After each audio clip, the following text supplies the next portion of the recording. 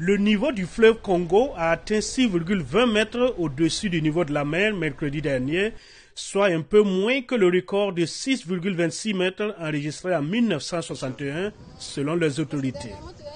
Dans ce quartier de Kinshasa, les résidents pris au piège se débrouillent comme ils peuvent sur des pirogues et des embarcations de fortune.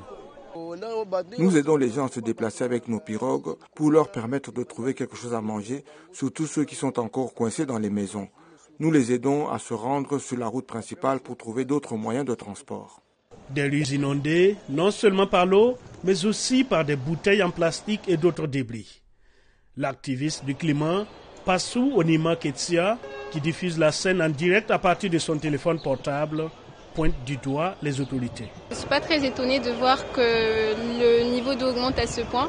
Ce qui m'étonne le plus, c'est de voir à quel point il n'y a aucune mesure qui est prise pour toutes ces familles qui sont en train de subir juste les effets du changement climatique qui se manifestent par de fortes inondations. Ce qui nous fait le plus de peine, c'est qu'aujourd'hui on en arrive là et que des enfants, des jeunes, des familles entières sont censées subir des catastrophes auxquelles ils s'y attendaient les moins et qu'il n'y ait aucune mesure qui ait été prise pour les aider à surmonter cette épreuve en fait.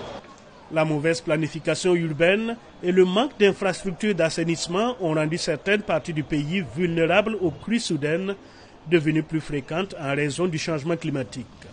On a comme l'impression que les gens sont abandonnés à eux-mêmes, ils construisent où ils veulent, comme ils veulent, il n'y a pas d'urbanisation, il n'y a rien qui se fait, il n'y a pas de caniveaux qui sont prévus, et même s'il y a des caniveaux, ils ne sont pas entretenus.